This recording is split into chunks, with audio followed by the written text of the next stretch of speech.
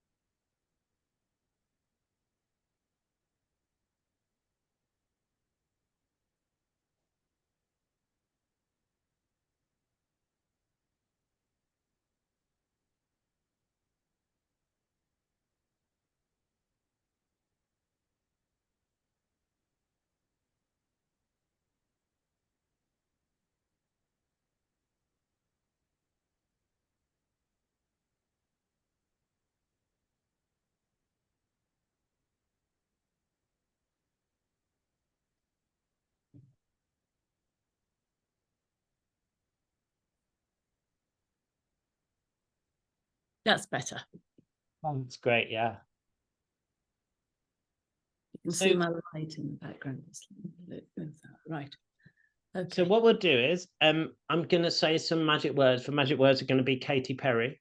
Okay. Love it. I thought let's start us off with a smile. So what I'll do is, when I say Katy Perry, I'll then give a short gap just to help them with editing. And as I say, I'll do the same thing at the end. Then I'll introduce you, and then we just go straight into the conversation. Okay. The only question that we asked all guests is, where did you first come across coaching? Which I will ask you quite early on. Okay. Yeah. So we'll get into, you know, there's so many things to unpack about your career and what have you. Yeah. But that's the only question that is asked of all guests. That's a great question. Yeah. Okay. I'm trying to think where I came across coaching first. And also the thing is, as well, to be honest, is you know, obviously the answers to any of these questions, not sure is okay. Yes. You know, there's no. Yeah. Yeah. Yeah. Excellent. Okay. Then let's begin. Katy Perry. Marie Quigley, welcome to the Coach's Journey podcast. Thank you, Alex. It's great to be here. I'm so excited to have you on today. And just to explain to the listeners, I've met you in real life. We're both members of the Sheffield Coaching Exchange. And I really wanted to introduce the podcast audience to you because you're just a person I respect and admire. And I'd like more people to know about the wonderful coaching work that you do. So could you just tell me a little bit about your background and anything you like, where you'd like to start telling us about you? Thank you first for your lovely kind words, Alex, at the beginning, and then inviting me here. We have had some fantastic conversations together about coaching, and you have experienced my coaching in different formats. So I appreciate the fact that you appreciate what I do. Remind me of your question.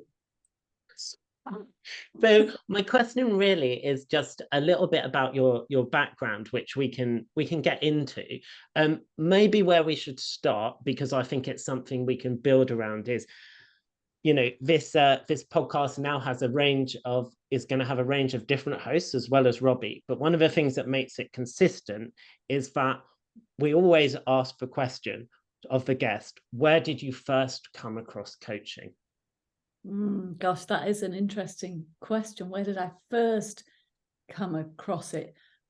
I'm not sure if this is true, but this is the first memory that comes up for me when you say that. I was studying graphic design and I had to get a venue to shoot this photographic experience for this creation that I was making in my head. And I said to the tutors, you know, I want to get that place on top of that building. And they said, you'll never get that. You know, people have tried over the years to get that. Anyway, I made an appointment to see the owner of the building, and we sat down and I got curious about him, actually. And at the end I said, is there any chance I can use the top of your building to shoot this thing? And he said, yes, of course. And when I went back to college, the tutor said, how did you do that? And I said, well, I just kind of paid attention to him and kind of listened, and we built up some trust and rapport. And one of the lecturers said, that's called coaching. And I thought, what do you mean coaching? And I felt actually that it might have been a bad thing that he was talking about. I was coaching somebody to kind of do something, and it wasn't obviously a bad thing. It was a great thing. But that was the first time I'd ever heard the term coaching. I didn't really come back to it until I was later in my life, when I was mentoring people and somebody again used the term that brought my attention to it. But that was the first time I was introduced to it.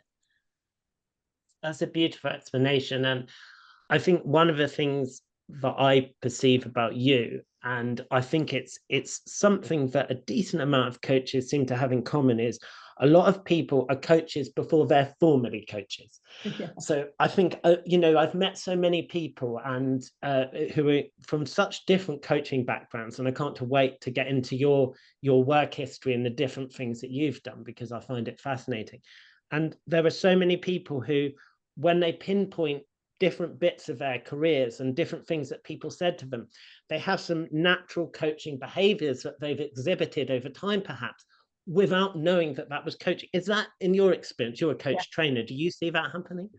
I see that, and I say that. So yeah, you're right. I educate coaches, train them to become coaches.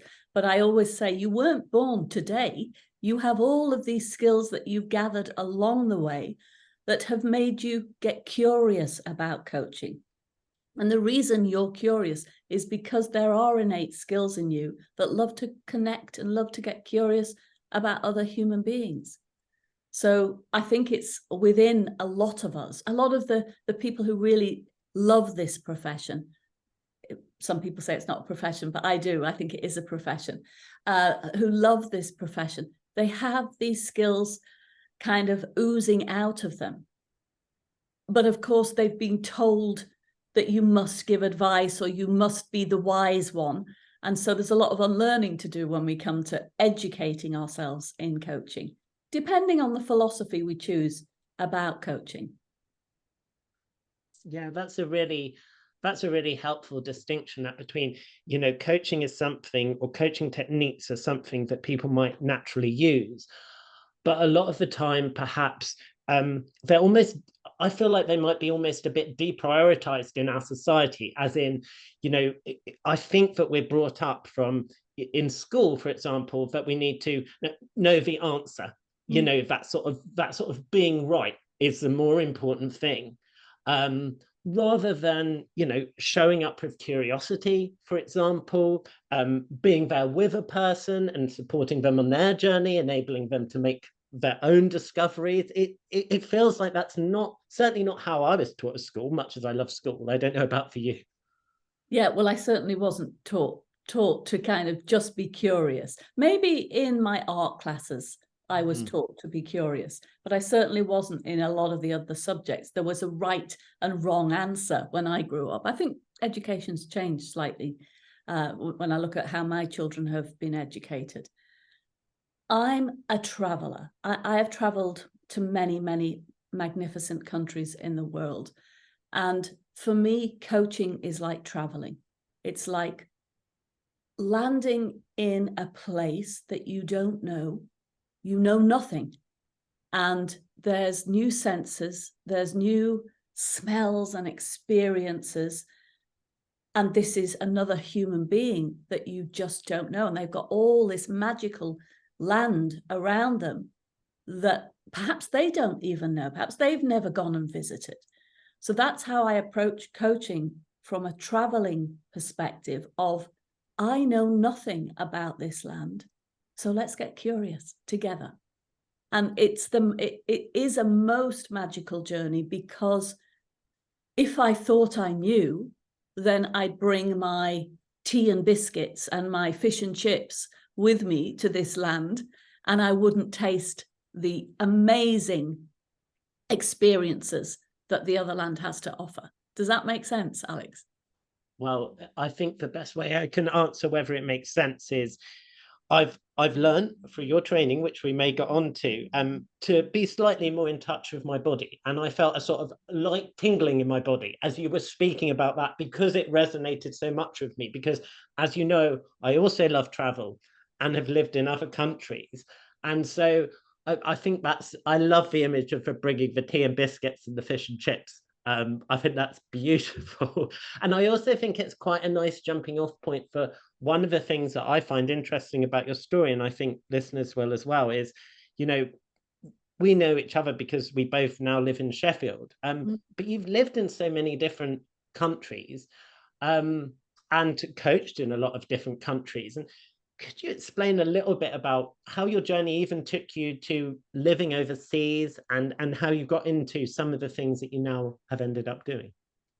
Okay, so I feel like I'm going back centuries. But Hardly. if we go back to the beginning, actually, I was a reluctant traveler. I didn't really have a desire to leave the UK, if in all honesty. I was very happy here. But my partner then, my husband now, had a desire to travel, and he invited me along the journey.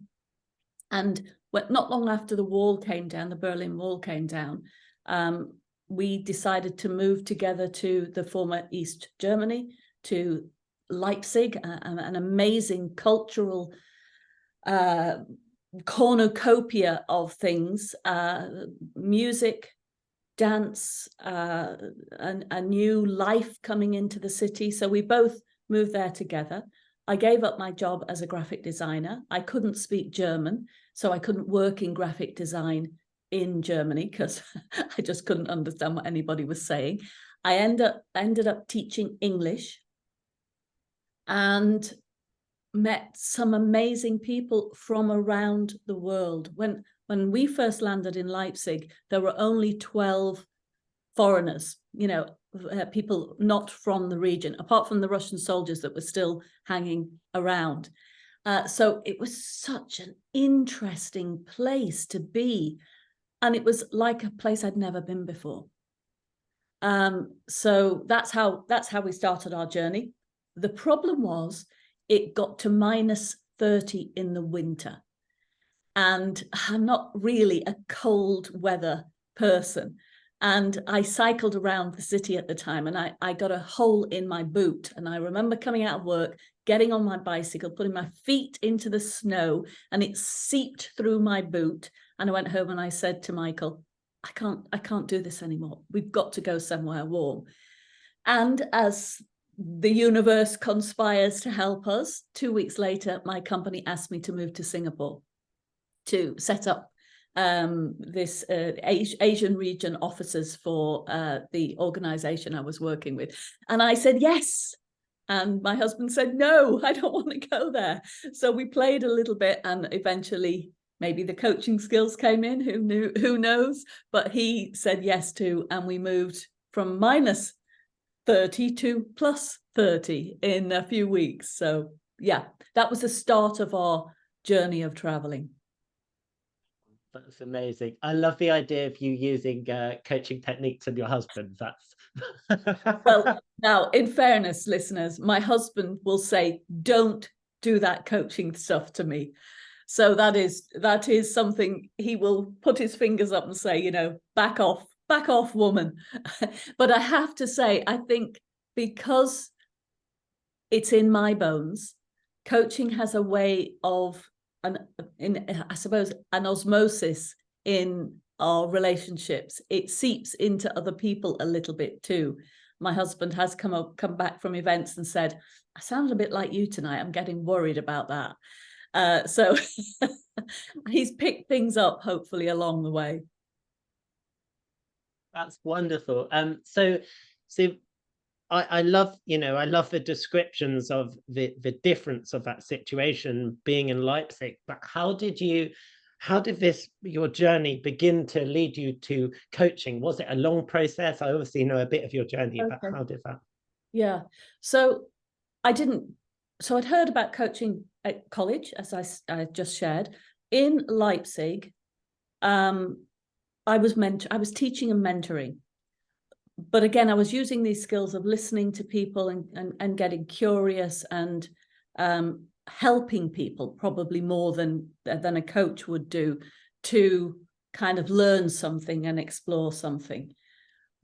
But the skills of sitting around a table and trying to work out what people are saying in a foreign language when you don't understand it, that's fascinating in itself. So I would sit and I'd watch their body, I'd watch their bodies, I'd watch their the tone of voice, I'd listen to the tone of voice, because it was almost like I was blind in the language, but I could see other things going on.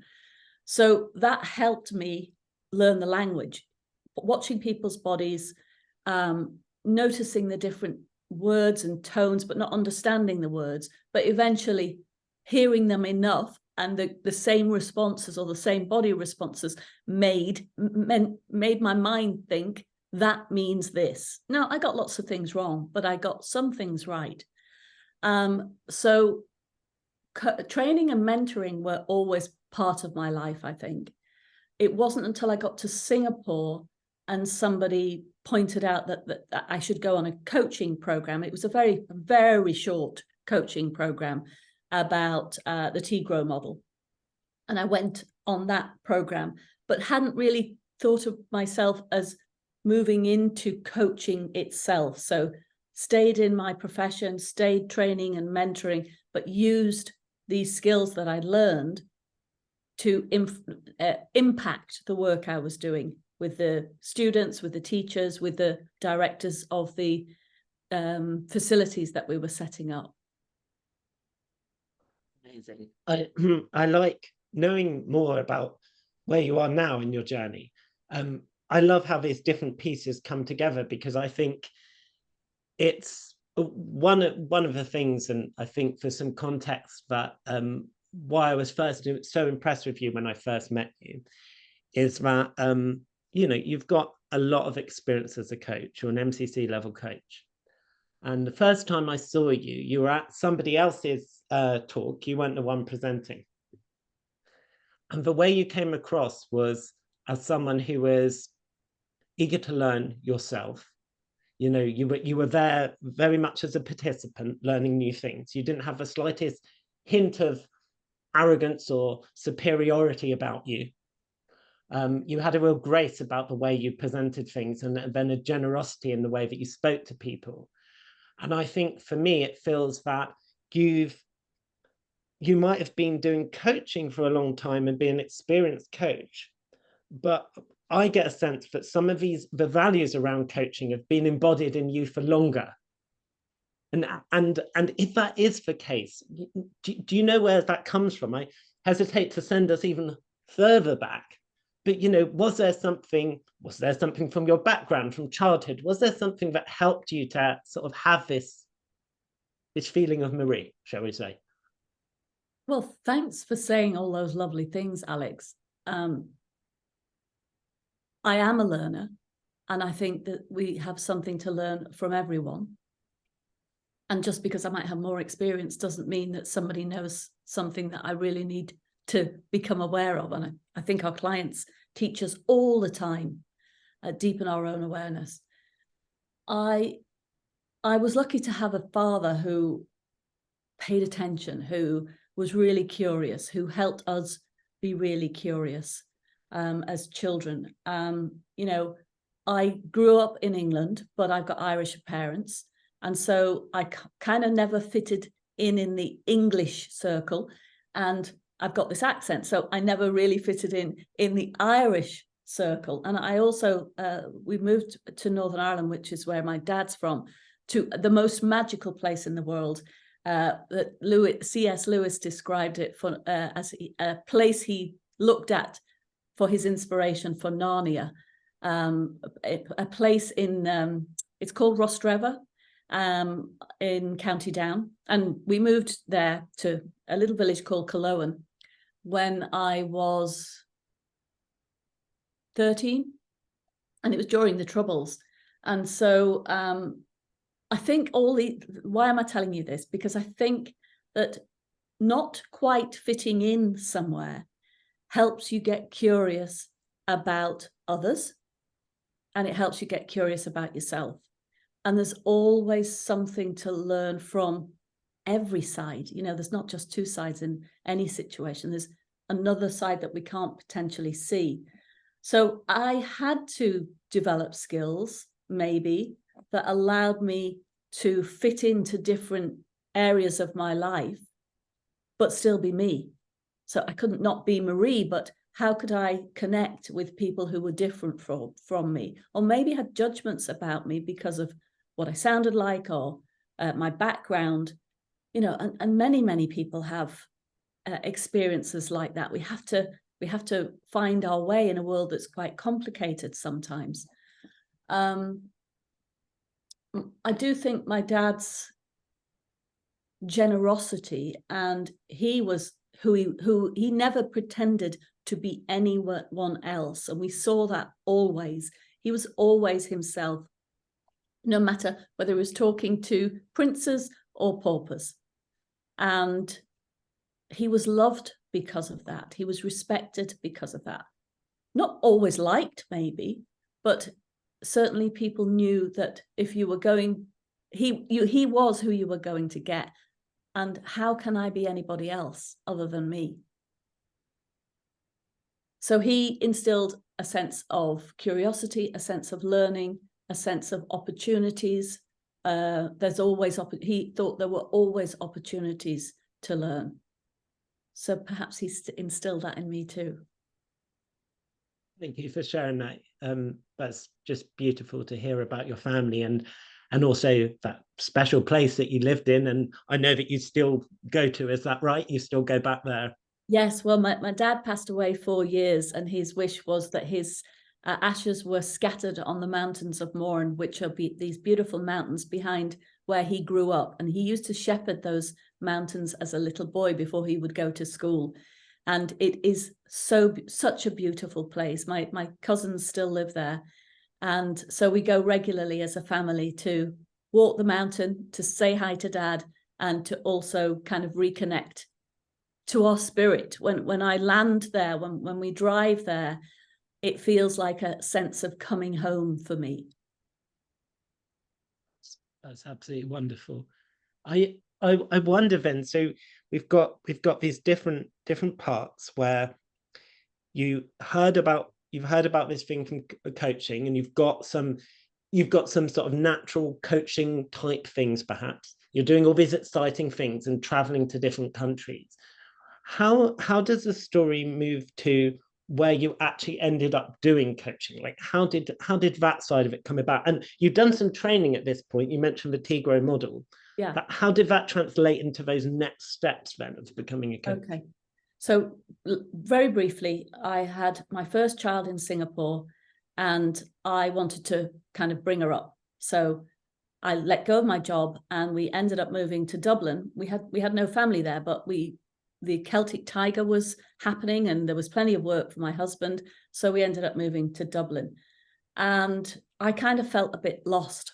So I had this beautiful little girl, but I was in another foreign land again. And sometimes when you're in a foreign land where they speak your language, it's actually harder to connect and grow in that space. And that's my experience of that time. So I was feeling a little bit lost, feeling a little bit out of my depths, maybe even feeling a bit like I was drowning. It was a really interesting time. A young mother with a young child trying to make a life for herself, but also the struggles that you have as I had as a woman, wanting to be with my child, but also wanting to create something for myself. So there was a few years until I had my second child. My son was born in Dublin. And after he was born, I had terrible pains in my body, really a lot of pain in my body. And I think it was due to this malaise that I was experiencing and stress and other things. And somebody recommended me to go and have this type of therapy called Bowen technique. And it's where the person works on your body, just gentle movements. And I thought it was amazing. It really helped me. So I trained in it, and I set up a practice in it. I became a Bowen therapist, a Bowen technique practitioner, and started to have clients come to me. In addition to the Bowen, to the rolling movements on the body, I started to ask questions. So I would get curious about what was the pain saying, what did it look like, what did it sound like? You know, if they could touch it, what would the pain they were experiencing feel like? So I was using the questions that I'd learned from the, say, Tigro model to get curious about this. And the people who were coming to me were saying, you know, I'm getting more value from actually speaking about this than I feel I am from the physical touch. So that was interesting to me. I had a third child.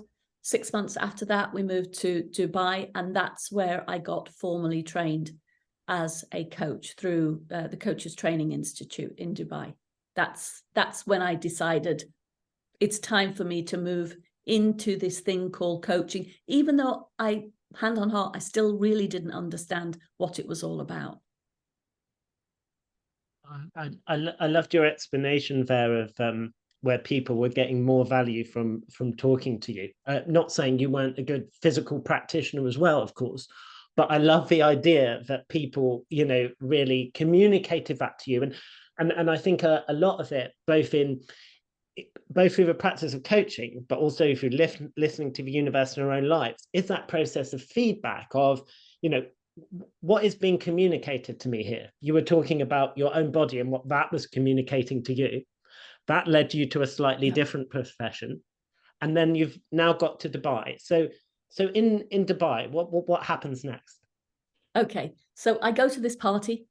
This sounds like a Hollywood story, but it's true. I go to this party of a girl I've met. It's her 40th birthday. I'm sitting having a drink. I look over to the door and in walks this woman who, to me, she looks like she's shining. And I was fascinated. And so I went over to her and I said, "You look like you're shining." And she said, "I've just come off a coaching training program." And boom, the light went on. And we sat and we chatted and she talked about it and she shared it and so on and so on and so on. And that's when I knew I had to take this program. So I'd only been there a few weeks. I'd got a very young baby. We were trying to get the kids into school, you know, trying to get a house and get settled. But I knew that I had to take that opportunity that was gifted to me as she walked through the door and learn more about what it was that allowed her to shine so much. That's great. So you did this training. Did you feel that you were shining as you walked out of that training as well? What was that experience like for you? Yeah, that's a great question, Alex. It was an interesting time because at the time, because I actually waited a little bit of time. I didn't go and do it that year. Circumstances meant that I had to wait. So I think it was about a year later that I actually went into the training. And it was really interesting because I started to know myself better and I started to face some of the things that I hadn't faced about myself and bring out blind spots for myself. And that felt good to me, but it didn't always feel good to everybody else that I was doing this work. Because, you know, people like us to be what they think we are. And change for ourselves means also change for others. And we're often showing the mirror to other people that maybe they don't want to see themselves in, and they see you changing and they don't really want to change, so they'd rather you stay the same so they don't have to change. Do you know what I mean? I do. This is fascinating. Could you give a practical example? It doesn't have to be your own practical example. Could you give an example maybe from working with clients or what? Yeah. So I'm happy to share an example. You know, as I was growing and shining, there were some people who were thinking, "Oh, you're getting a bit too big for your boots," or you're getting into things that, you know, the conversations would be different, more deeper than the you know, the superficial conversations. And I had a friend. Now, she was a new friend at the time, but she was a friend that we'd kind of grown together in that circle as we landed in a foreign country. And she said, "Actually, it's too painful for me to see you growing. I'm too scared to grow because I think it will shift too many things in my life.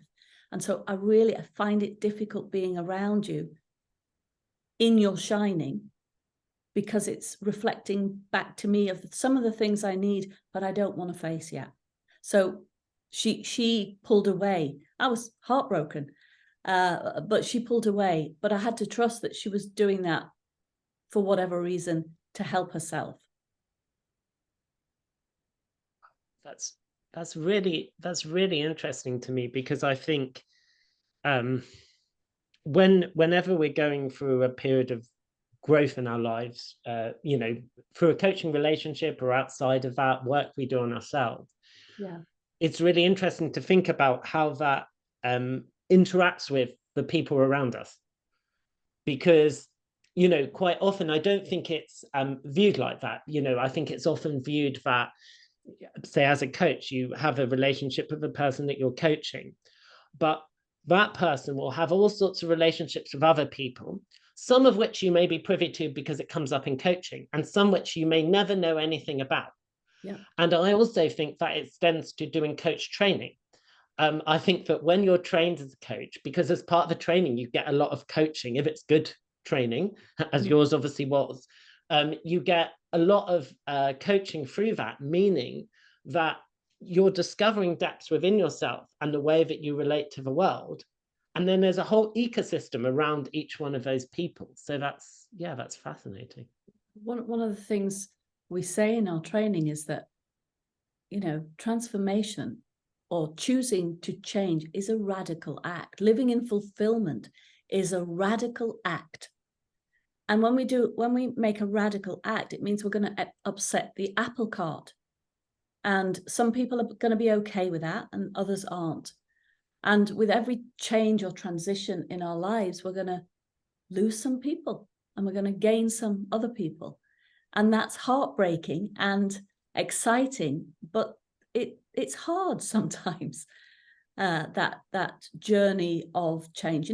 We are leaving something behind and stepping into something new. And that could be ourselves, or it could be a new experience or whatever. But it takes courage. And I've had a number of clients over the years who've realized they want this, but the consequence of them taking action means, actually, I don't want to lose or hurt or impact the other people in my life. So I'm going to make a decision not to do that. And that could be for cultural reasons. It could be for family reasons. I think once we're aware about something, we can never not be aware. We can put it into a box again and wait for it later in life to kind of come back out again. Our job isn't to force anybody to do anything as coaches. And if a client comes to a realization that what they want is going to, this radical act is going to be too radical for them, they have the right to say, actually, I'm not ready to do that now. And that's okay. If that is all our job is as coaches, how wonderful that they realize this and make a choice, a conscious choice not to take action. That's just as valid to me as a conscious choice to take action. Partly laughing because but behind you on my wall, I've got my three main values, and one of them is life is better when you choose. So so that hugely resonates with me as well. And that's one of the many things that I really love about coaching, is that you're helping people to open up a series of options for themselves that they may not have realized were there. But whether they take that step and the pace at which they move, it is something under their control. And if you are forcing people down that, then I suggest that's not great coaching. That's right. Yeah. And a great example of that, in my early days of coaching, I was coaching this amazing lady, and she'd shared her vision and dreams and goals, and she really wasn't taking any action. And I was like excited for her and championing her and acknowledging her. And one day she stopped me and she said, I think you want this goal more than I do. And she was right. And that led to a big realization about what I was doing. And for those who can see this conversation, I'm moving forward in my chair. For those who can't see it, I'm moving forward in my chair. I'm moving closer to the screen. Do you see the energy that I'm giving? That's what I was doing with my client, was kind of wanting her to be pushed there. And it was a great lesson for me in my coaching. This is not mine. This is hers. And if I want it more than she does, it's going to impact how I interact with her. It's going to impact how I turn up to the sessions. I'm not going to be as present because I'm going to want something for the client. So I sat back, this is your stuff. She also had a big realization that what she said she wanted, she didn't want at all. It was somebody else's idea for her. So that in itself created a massive shift for herself. But yeah, the more I do this coaching, the less work I do. And that's one of the things that I've noticed watching you coach, and when I see other people who are experienced coaches that I respect, is that it feels to me that inexperienced coaches often feel, perhaps because we've had this culture of advice giving, of in meetings, the person who speaks the most is the most valued, or the person who makes the last point, or the most beautiful point, or uses the best, most beautiful words. They're the most respected. And that has all sorts of problems in terms of, fairness and equality. And actually, I've noticed that the things that you say, and I've, experienced your coaching and watched you coach, is that it's more the art of saying things in as few words as possible, while communicating the maximum that you want to communicate to that client, and not having attachment to the outcome. Yeah. And I think for me, as a relatively new coach, it's very hard not to have attachment to the outcome, especially because you're really passionate about your clients, you really want them to do well. And so not having attachment to the outcome, it feels almost counterintuitive to the way that we live most of our lives. Like, did you find that hard? You mentioned that lady. Did you generally find that hard in the early days? Did you so want things for your client? How did you pull back that little bit, do you think? Yeah, great points, Alex, and great questions here. How did I pull back? Did I do it in the early days? I'm sure I did. Was advice coming in the early days?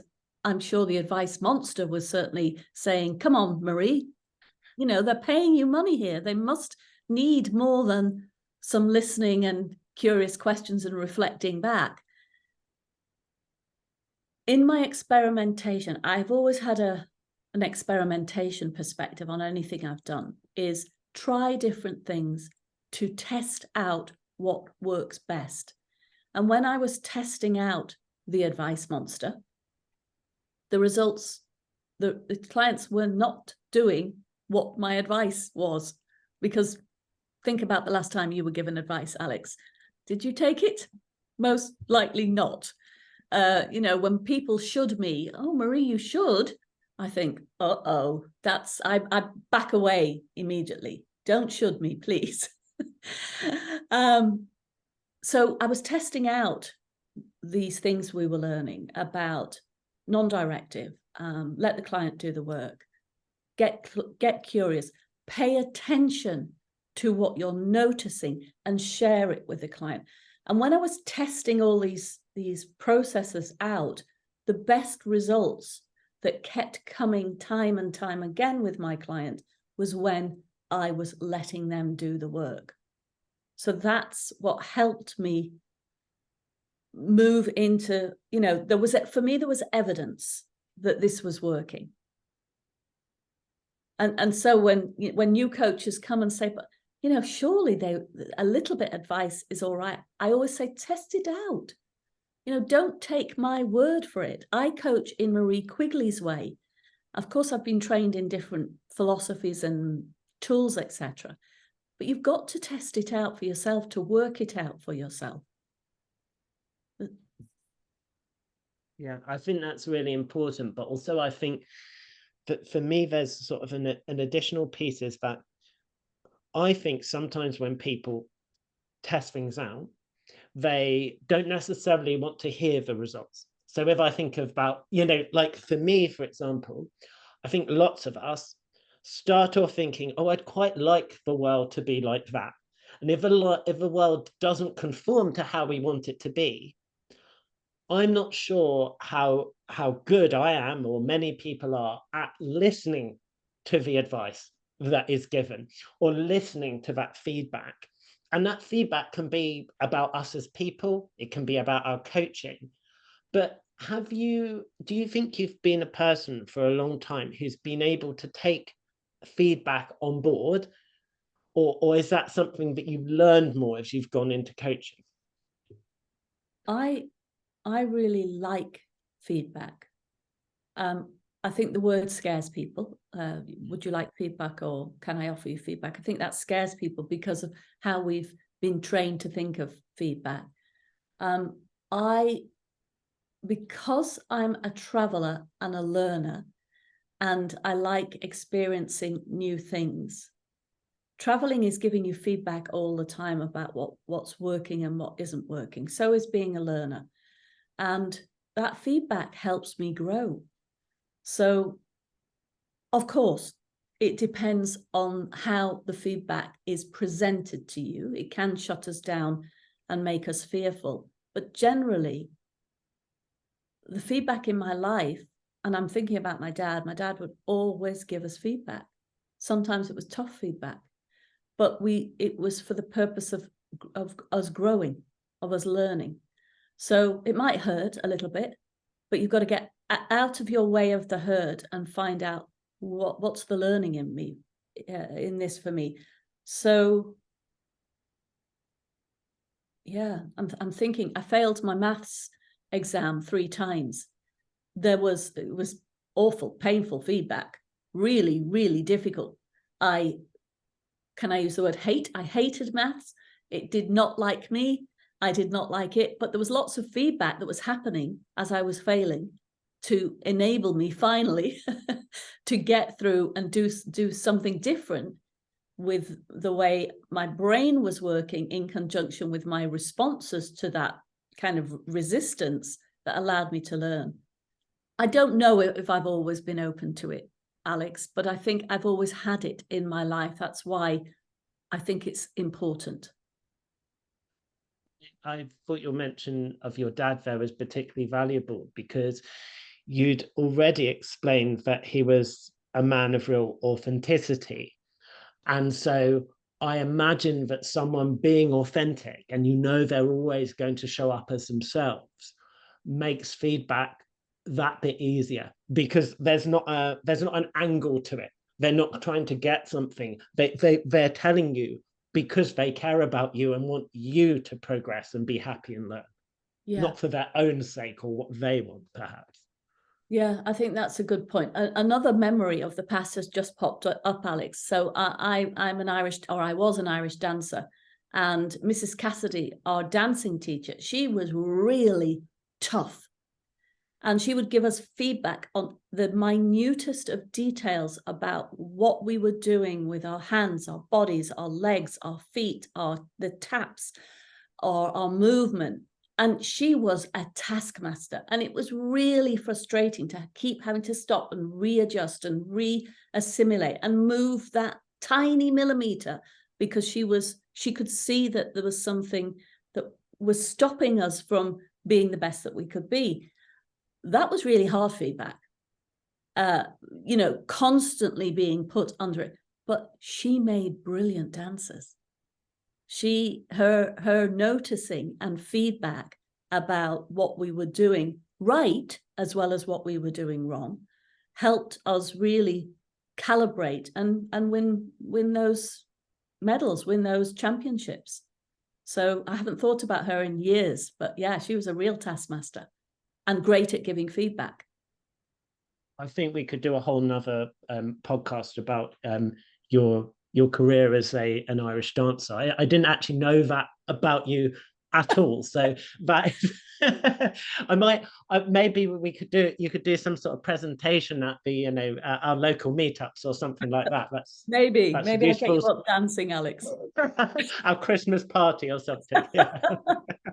That's incredible, Marie, because I hope the listeners are really getting this rich picture of how the different parts of you and your journey are integrated together.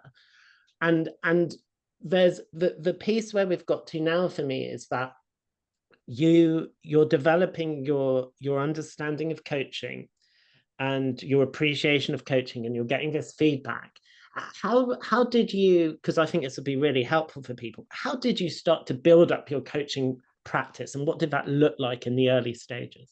Okay, yeah. So if I think about the time I was studying and training to be a coach, the world was falling apart, financial crisis, people were losing their jobs. It was a really difficult time. And I was experiencing that in my own life. My husband had lost his job, and lots of concerns where we were in the world. And the whole world, it was happening to the whole world. And my dad had a great saying, which is, must is a great master. As in, if you have to do something, you will do it. You will make it happen. So I was baby in arms, I had my little girl baby in arms, and I was in a cafe in Dubai next to my other children's school. And I heard three ladies having a conversation in the next table, and they were crying, and they were saying how difficult things were. Their husbands had lost their job. And must is a great master. So I wrote my name on a napkin, went over to them, apologized for interrupting, but said, I've overheard your conversation. I'm a coach in training. Perhaps I could support your husbands with some coaching conversations. Perhaps I could help you. I said, no obligation, but I'm offering some complimentary sessions if you would like. Now that took courage, because that is not my normal way of putting myself on somebody else, but must is a great master. I wanted clients. The world was falling apart. There was a need for my services. And I was also thinking about growing my practice. How do I get clients? How do I even charge for them? Remember, this was pro bono, so I wasn't charging. So to cut a long story short, the two of the husbands contacted me, and we did some pro bono sessions, and one of the women contacted me. And as I was coaching the husbands, and I'm still in training, so I'm just practicing and experimenting, and they get great results. And eventually, of course, nothing ever stays the same. Both of these gentlemen got jobs, and because of the work we did, they asked me to come into their organizations to work with some of their teams. That is a great outcome. Another thing I was doing at the time, I was coaching a couple separately. They were doing their own stuff, and they were paying me a small amount. And that's how I started. With each client, just charging a little bit, and then saying to them, if you recommend me, that the next client will pay that little bit more and pay that little bit more, so that I was building up. Because must is a great master. I had to put food on the table because we had no money coming in. So it was my way of gently building up some income to feed us, and build up my coaching practice and experiment to make sure that I was doing this thing well and supporting people in the best way I could.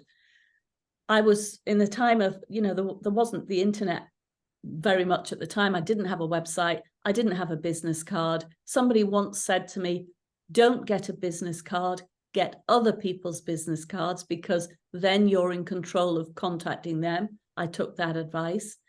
And yeah, that's how my practice grew, from offering the service to referral to testing out things like group coaching that I had never done before, but just testing it out and seeing if it would work, getting more referrals for that. At this point, were you aware that this was likely to be something that you were going to do for a very long time? Like, did it feel like, if you're thinking back of all the amazing things you've done in your coaching career to this point, not the exact things of the journey, but kind of, did you know, oh, I found my calling? Did it feel like that at that time you had those early clients? It did. It felt like that. The feedback that the clients were giving me the joy I felt. I describe coming off client conversations as if I'm like in another world. It feels like I'm walking somewhere different. And it takes me a little bit of while to come back down to earth. And that is an amazing feeling, to be in this other realm. And, you know, it's quite magical to experience that connection to another human being. I don't think everybody gets that in their life. And I knew that it's appeared that I was good at this. It appeared that my courage to experiment and, you know, move people into places that they'd never been before was working and helping them. And I loved it. And I had a vision that I wanted to eventually educate coaches to become part of the support network of growing the profession. So I had that vision early on. I did have a coaching session about that once, and the coach gave me advice and told me not to even think about that because I was far too new to the profession to think about educating coaches. So that's interesting. She was advising me. I did wonder about that, but I didn't let her advice stop me from having my own dream. So I had a vision and I had a dream. And I loved it, and I still love it. It's something I still am in awe of every day when I'm coaching somebody. So it's like it's new every day. I think it's slightly on a tangent because I want to ask you about, you know, how your coaching practice developed, but I'd just like to slow down and sort of ask you about what is it that you love about coaching? Because your love for coaching comes through in so many ways from my perspective. But what is it about coaching that you find of such value, do you think? So many things, but I think the biggest thing is somebody else trusts me enough to allow me into their inner world. And together, we get to explore and they get to discover something that is unknown to them or that they can't remember. And it's just such a privilege to do that. It's like going to another land. And the learning I get about myself as well when people are doing that work, I do think our clients are a reflection of us. And, you know, as they're doing their own learning, I'm going on my own journey as well. I'm slowing down and I'm breathing in because that's what it feels like. It feels such an honor to have conversations that create shifts within people, that allow people to release tears or their breath changes because of the work we're doing. That was one. I do some voluntary pro bono coaching for people in war-torn areas, and I remember this gentleman who worked in logistics in Darfur, and he was so stressed out, but he started to breathe because of our work. He said, I started to breathe because of your work. And he said, I saved 3 more lives today because I'm breathing. And that, I mean, I feel emotional thinking about it, Alex. But because he was breathing, he could change his thinking. He could change the way he's communicating to his team. And therefore, the slowing down allowed them to see situations to save more lives. And to me, that was just profound.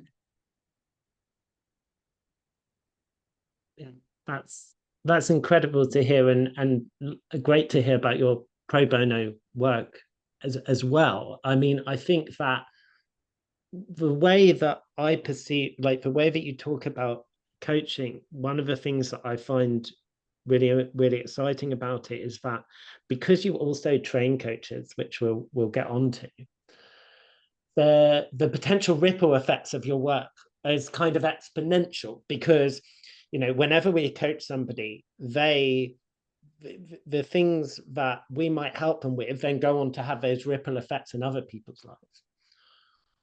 But when you're also training other people to do this deep work, then that just expands. And it particularly expands because when you train someone to be a coach, you've already mentioned about, you don't want other people who you train to be you. They will coach in their own way with potentially a different client base to you, doing different things and bringing different types of good into the world. So how to kind of, relate this training part as well. Do you get a similar type of satisfaction from the training as from the coaching? Is it, I'm going to ask you about something embodied here, which I've learned through you. Is it a different embodied feeling when you think about coaching someone versus training someone to coach someone? What's that distinction? So you've been through our training. I have. Which means that how we train coaches is we coach them as well as train them on the skills.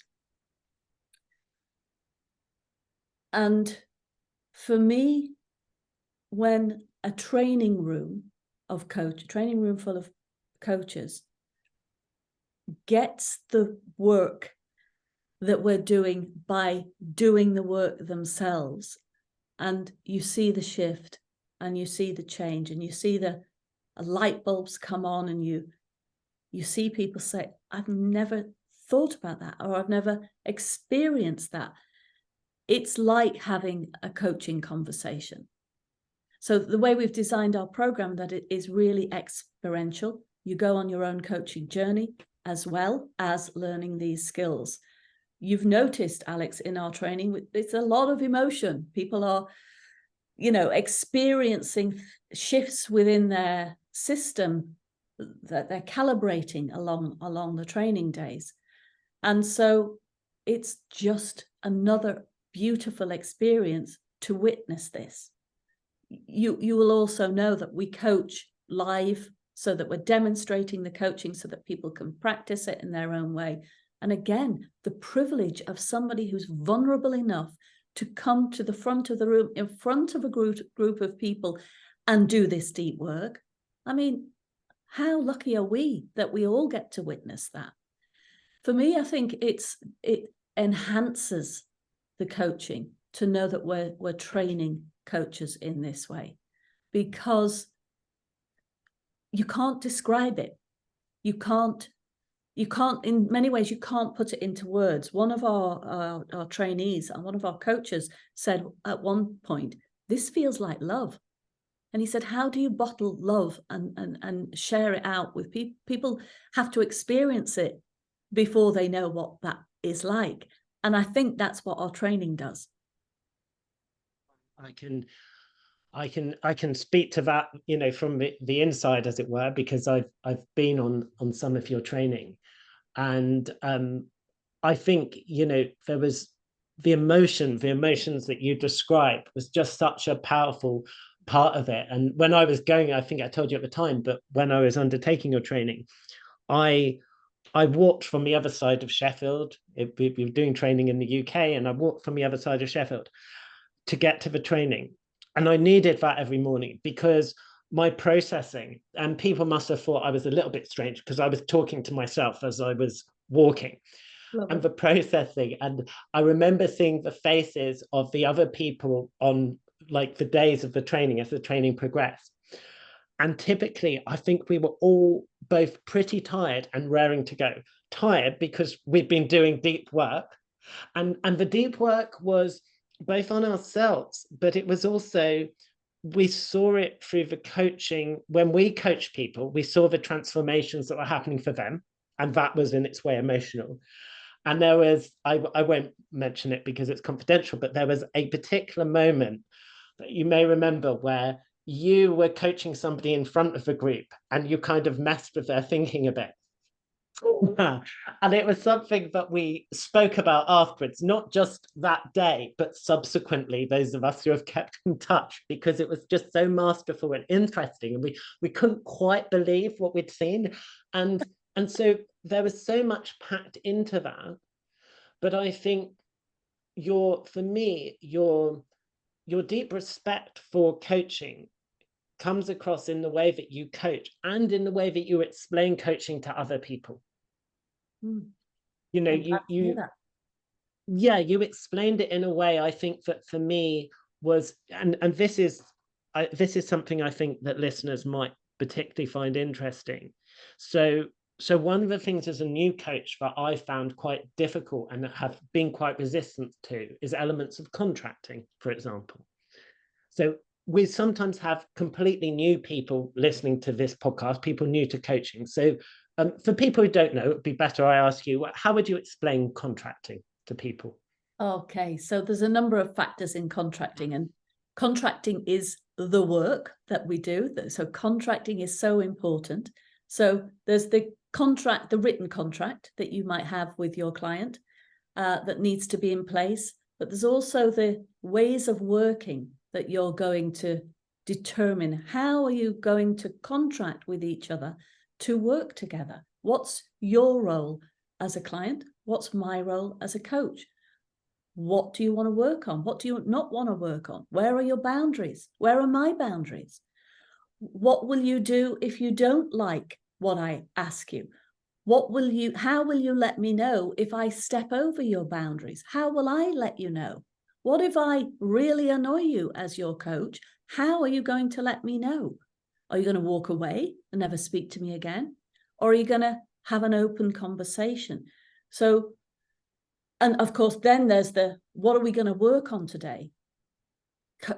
Contracting part. And what are we going to leave with at the end of our session? And what are we going to leave with at the end of our program? So there's a whole range of contracting questions. But the most important one for me is that ways of working together. I really like that idea of ways of working, and I think my particular resistance is I just have an inherent dislike of anything that I find bureaucratic. And what was brilliant about the way that you just explained contracting and the way that you explained it as part of the training, it just felt a lot more organic. It was more like, why wouldn't we talk about these things? We need to build up this trust together.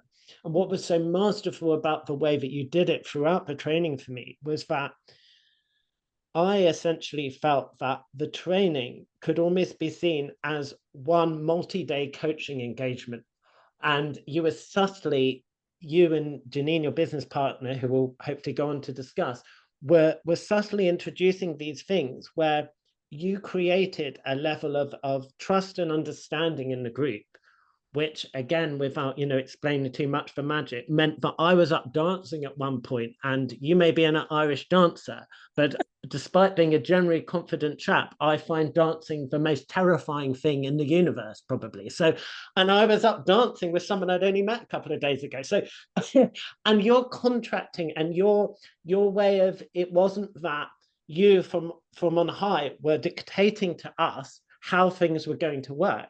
It was a co-created collaboration of trust, intent, and community, I suppose. Great. I'm so glad you mentioned the dancing, because you listeners, you might get the impression that that coaching or the training that we do is all about being deep. There's also lots of joy and lots of creativity and lots of challenge to stretch outside of the comfort zone, and that needs a playfulness or a different kind of energy than maybe the internal work does. So it's bringing all of ourselves to this work. And absolutely, Alex, there is no way on earth that any of your peers and yourself would have gotten up to dance without that deep work of working out how can we work together, because you're all strangers in the room, and yet by the end of the first day you were connected potentially in a way that you hadn't been before. Hugely. I think we've discussed some of the work you're doing now, because I experienced this coach training very recently. But if we're going back to you developing this practice, is Empower World the next sort of move? Empower World, the organization that you co-founded, how did that come into being?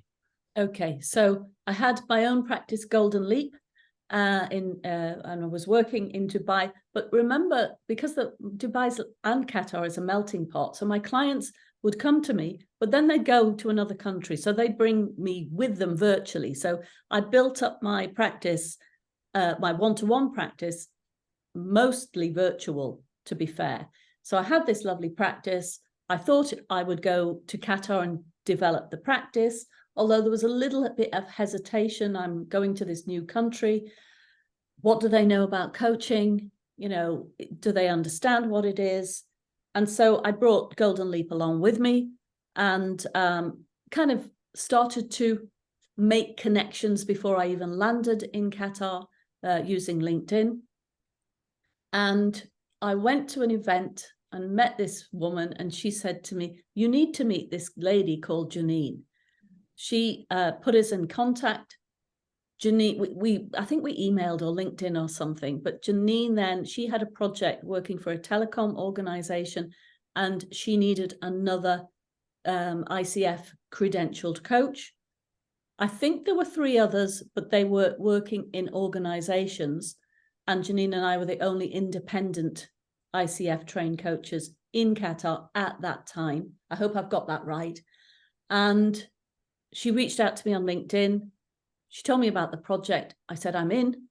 And we worked together on the project. We worked really well together on the project. We had great fun as well. We were coaching individuals in this organization, but of course we were coming together. It was her project. We were collaborating about what was working and what we needed to consider. And we went for coffee after the project, and we both shared our vision. I shared my vision for being a coach educator. She shared her vision, and we thought, should we do this together? So she still had her private practice. I still had my private practice, but we thought we'd experiment. There's that word again. We'd experiment. We'd create something and see how we went with it. And it was first actually an ILM program. So it's a 3-day program that we were doing under the ILM.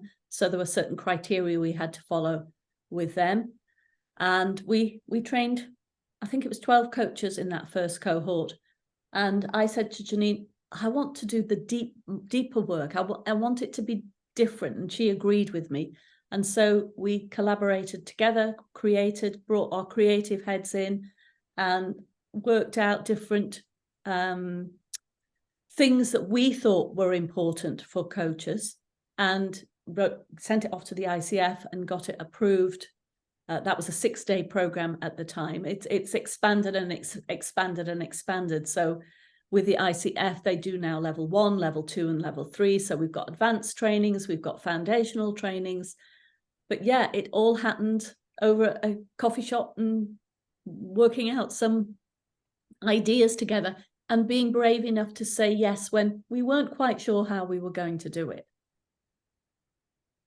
I think it was lovely. I'd known you for a little while, but never met Janine, and it was lovely to be able to meet her on the training. And I think one of the many things that struck the participants on the training was the respect, and I'd go so far as to say love, that you two have for each other. And I think, again, it was a sense for me of you showing up authentically with your values. You seem so happy to be spending time together because you have been living in different countries, which is another part of the story.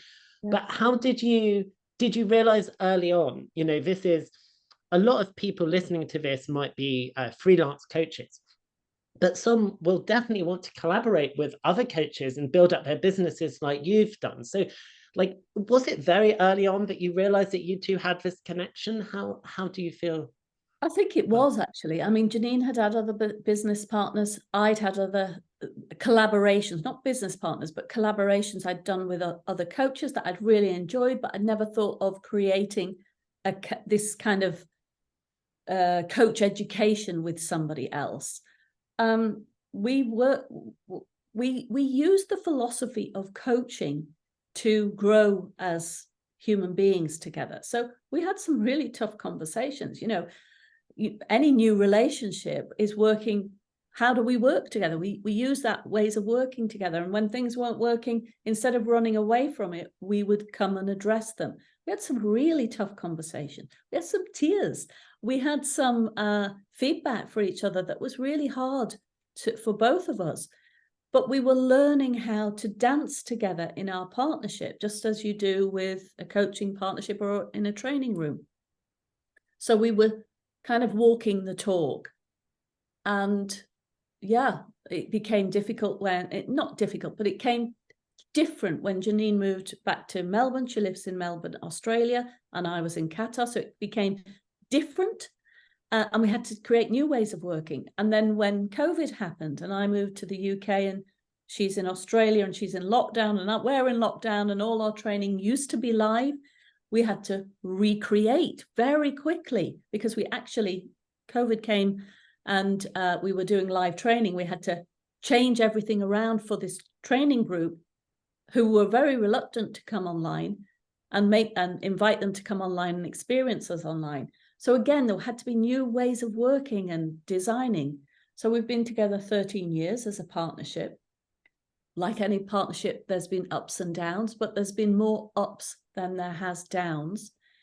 And we have a lot of the same values, but we're different in many ways. You'll see that through our coaching skills, through our interactions. So we're still Marie and Janine in our bodies, but we've created this beautiful, she's a teenager now, she's 13, this entity that is Empower World. And we've grown with her and she's taught us many things. And I think we've been good parents to Empower World. We've got a fantastic team led by Arslan Athar. Anybody who connects with Arslan will know how amazing he is. And he's a great support for us. So we've got a lovely team around us that support us to do our work as well. We'll link in the show notes in all the places that this podcast is hosted, to your website and to other things, including your podcast, which I'm also an admirer of. Could you explain a bit more about the work that you and Janine now do? Like what has Empower World expanded into? Because you do so many different things. Yeah, so we are primarily coach educators. So we do that through our online program, through our live program. Organizations will bring us in to create culture change or train coaches within their organizations, internal coaches, or organizations will put individuals onto our public trainings so that they can bring the work back into the organizations. We also do things like appreciative inquiry for teams, where we're helping teams think about their vision and using all the coaching skills that we know, but what they want to create for themselves. We're both team coaches. We're trained in the work of Brené Brown, so we might do keynote speaking about the Dare to Lead or Daring Way program. We're NLP trained. We are conversational intelligence trained. Judith Glazier's work, who sadly passed away during our training with her. And we're constantly learning. So whatever we learn, we feel we have a duty to share with our community. So we have an amazing global community of coaches. So we do alumni events online, in person. Janine's just come back from Qatar. She did an amazing event with our alumni there. We try and if we've learned something, we'll teach it and share it, and then people can teach it and share it in their communities. And we believe we have this ripple effect that's happening with coaches. Then we might train them in Qatar or online, but they travel maybe back to their home countries or somewhere else and take it with them too. And we've got people who are coach educators now from our organization. They've gone on to create education places for coaches to go in Egypt or in Dubai or in India. And yeah, that ripple effect is happening. So we believe in abundance. There's enough in the world for all of us. So let people do what they need to do to create what they want.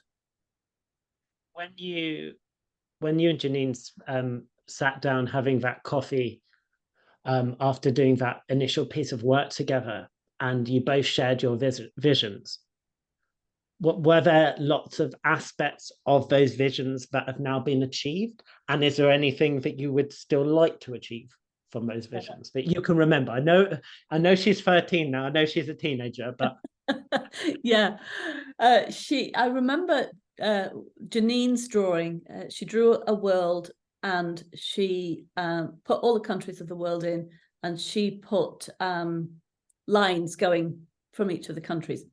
We didn't know what that meant at the time, but it expanded into that. And that was our logo for a while, actually, the world. I remember writing a list of, say, 25 things that we wanted to create. And one of them was a podcast. One of them was a globally kind of recognized training program. But we always thought of it as, having inclusivity and diversity. That was really important to us, to have a mix of nationalities, people with different belief systems, all different kind of backgrounds within our work. The pro bono work we do, the transforming organizations thinking. So this went on the list, and I put it away. It was the same time she did the drawing, and I found it not so long ago. And everything we put on the list, I could put a tick against. And that was lovely to see. No, I was just going to say, sorry to interrupt, but it sounds like we pre-prepared that question, because you're telling me you ticked everything off, but I didn't even know you could still remember your list, Marie. So that's really wonderful to hear. It is. Actually, we should sit down again and think about maybe some other things we want to create. I know we have been lucky in the fact that we've been able to still grow Empower World into a teenager, but we still do our own executive coaching, the coaching work that we do one-to-one as well. And for us as trainers, that's really important, that we are still coaching in the field. We aren't just training this work, we are doing it. So we can bring real life scenarios to our training room that's happening right now. And so Janine does she's working with universities doing mentoring. We're both coach supervisors as well. I'm working with Cambridge University as a panel tutor. And so we've both got this other aspects of our world that we're doing and growing individually, which of course is beautiful, because that difference allows us to come together and redesign. We are always thinking about our training program and how to redesign it to give the coaches the most up-to-date information, because things are changing all the time about neuroscience and coaching research, etc. So all of that allows us to still keep our training room fresh, I think. So we have the best of both worlds. Yeah, I was going to, you see that beautifully, because I was going to ask you about your private coaching practice. And slightly in relation to that, I was going to ask you about, I believe you're the first MCC level coach I've ever met in person. So also the first time I met you, it felt like I was meeting royalty or something, because I'd heard of this thing out there. Is that something that, like, how do you feel about that? Because one of the things that I find a really sort of almost interesting tension for experienced coaches is this tension between, there is real value in the years of practice, the learning, all the trainings you've been on, and yet you want to stay curious, and you don't think that you know everything, and you're a humble person, or at least that's how you come across to me.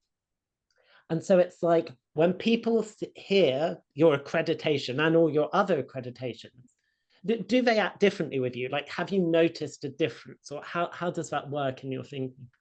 I hope not. And, your words have been very kind at the beginning, but if people do, I always say, don't put us on a pedestal. Take us off the pedestal, because if you put us on a pedestal, we are going to disappoint you in some way, shape, or form. So it was like when I met Brené Brown. I trained with Brené Brown, and I arrived in the room early, because I'm always early for everything. And she was on stage, and Brené Brown, right? But I didn't feel like that. I felt she was a woman doing her thing. And I remember her jumping off the stage and coming over and just hugging me. And it felt like she was my sister. And she was a woman doing her thing in the world. and I am a woman doing my thing in the world, and you, Alex, are a man doing your thing in the world. That doesn't make us any better or worse than anybody else. And so if someone wants to put me on a pedestal, please don't, because I might have a little bit more experience than you in coaching, but you've got different experience in me than me in something else. And I think if we can learn from each other, that's the joy of it. So if my training to become MCC, which I have loved because it's taught me so much about myself, and it's allowed me to bring a presence to my coaching that I didn't have in the beginning. If my MCC learning experience can be a gift to somebody else, that's what it's all about for me. Yeah, I think it's I think it's really I really appreciate and admire the way in which, you know, I think if people put you on a pedestal, if they get to know you, they don't do that for too long, because you come across as very human, you know. So again, to give an example on the training, you know, on the training, and even on this podcast so far, you discuss your failures and your weaknesses and your, you know, and your growth points and your troubles, and you don't come across as a person. I think, you know, the wonderful thing about you is that you're a person I look up to, but you just are very, very approachable. And that's one of the reasons why I wanted you to be on this podcast, I think, is that for me, it feels quite rare and quite special when you meet people like that. And funnily enough, and I'm really happy you mentioned Brené Brown, because one of the things that that we do on this podcast is members of the Coaches Journey community have the opportunity at various levels to ask questions of guests. And I'm probably the most enthusiastic provider of questions for different guests. So I love to listen back and hear my questions on. Now that I'm actually the presenter myself, my question for you actually came from Robbie. So Robbie, whose podcast this is, and his question, it was about, he was curious about whether Brené Brown actually trained you. He was curious about this work you've been doing. And then he was also curious about whether people have worked with you based on sort of that name recognition that you've done the Brené Brown stuff, and how you feed that into your work. Could you just tell us a little bit about your experience, both of her training and how you use that in your work?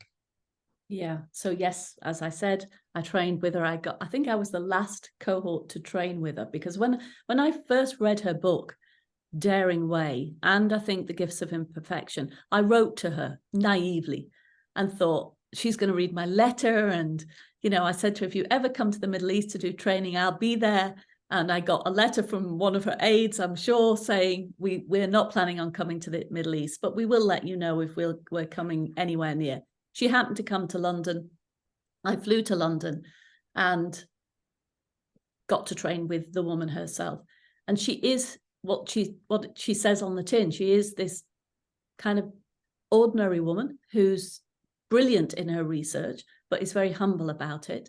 And I love the concepts because they work so nicely with coaching. To me, there's such a big similarity because the daring leadership, the daring way, the gifts of imperfection.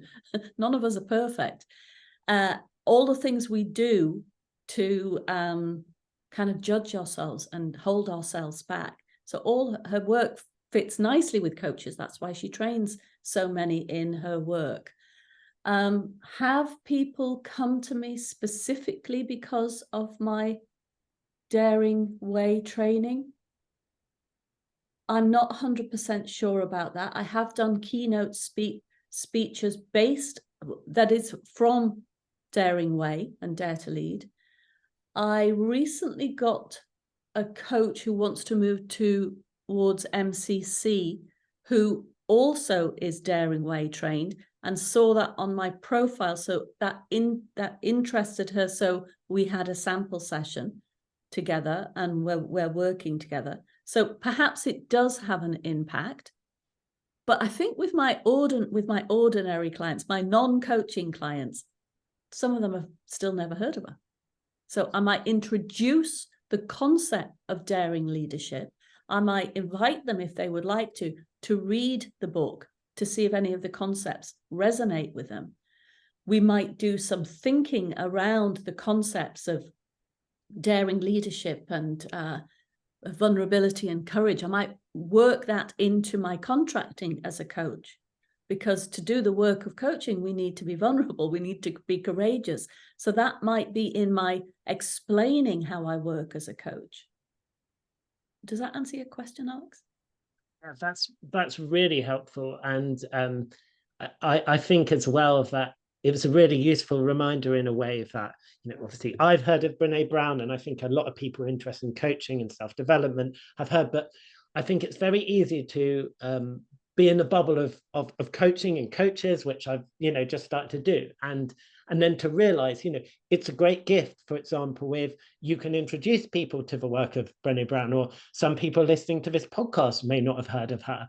And I think, what I wanted to sort of go into here is, are there other people, I presume Brené is one of them, are there other people who have, famous or otherwise, who you think have been a particular influence in the things that you've done? I mean, obviously you've mentioned your dad. Yeah. And obviously I'm sure that you and Janine have been a big influence on each other, but who else might you bring in? Oh, gosh. I am a very practical learner. And so I'm not very academic. I told you I've failed maths 3 times. That shows you where my brain is in academia. Although I have to say I'm a much better student now than I was at school, especially studying something I love. So maybe I'm giving myself a hard time about that. I love reading about coaching. But what impacts me most is, I think, the people I've met on my travels. There's some profound experiences I've had with just ordinary human beings that have helped me think about myself in a different way. One of the strongest ones, and it makes me feel, I always tear up when I think about this gentleman. When I was in India, we went to India for a friend's wedding, long time ago, before I got into coaching. And we were in Delhi on a tuk-tuk, and it was nighttime. And the traffic in Delhi, you may or may not know, it can be crazy. So we're in this tuk-tuk, we're on a roundabout, and I look down, and there's a gentleman on a skateboard, a torso and his head, and he's smiling at me with a can beside him to put money in. And he's with me almost every day. If things are tough, I think about him. What an experience his life is, and how that made me feel as I looked at this human being smiling at me. And we had an exchange together, but he stayed with me all my life. And he helps me process things, and he helps me be kinder, and he helps me think about things in a different way. He's one influencer in my life. There's another. When we went to Vietnam, we stayed in a homestay with this family. So kind. They gave us the best room in the house. They initially said, "Oh, you eat here, we eat here," and we said, "But we'd like to eat with you, if that's okay." And so they were so surprised, and they invited us to sit in where they ate. And we couldn't speak Vietnamese, and they couldn't speak English, but I learned so much from that night. They went out in the fields and gathered crickets, I think it's crickets, and deep fried them and let us try them. And their generosity, that stayed with me. So, and their curiosity for us, they want, we did have an interpreter with us. They wanted to know about us, and we wanted to know about them. And they didn't want to know whether we had money, or whether we had a car, or what job we did. They just wanted to know what life was like for us. And she, that woman, I'll never forget her. She has influenced me massively. So it's things like those experiences. That's great. And I can really see that for your travel. And I know that you travel pretty frequently for your work as well. So that's ongoing. Yeah. And for your living abroad in different countries, I think it must have given you a wealth of different experiences of difference and situations that enabled you to be curious and to learn and to observe. I mean, is that, when you look back at all the traveling you've done, is that been a big part of it, that sort of curiosity piece? How's that felt? It has. I mean, to be put in a country where you don't know the rules, you don't know the way of working, you have to find out, you don't know anybody. Many times we've landed in a country, we don't know anybody. How do we find our way around? Yeah. And spending time and getting to know people, isn't that the joy? Now I'm thinking about Doug Silsby's book on presence. That was also, I'm thinking about the presence of being with somebody. Doug Silsby's work on being present with another human being, that has had a big influence on me in my thinking about presence. Observing other coaches, I do a lot of demonstrations for different ICF, EMCC, etc. I like observing others in their work. I think there's a lot to learn from it. Even if it's not great, I'll say when I start my demonstration, this might be rubbish, we don't know, but there'll be some learning in it.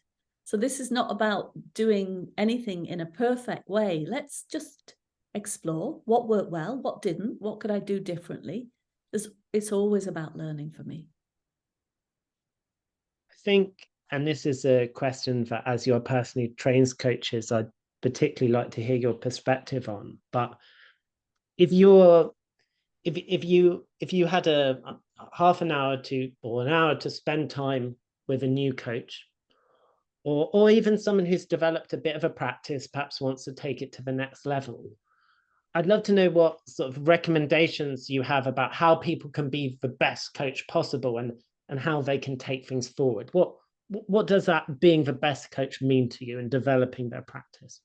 So I think that's an interesting question, because I'd want to know, what is your philosophy on coaching? Do you think mentoring is good as a combination with you? Are you a pure coach?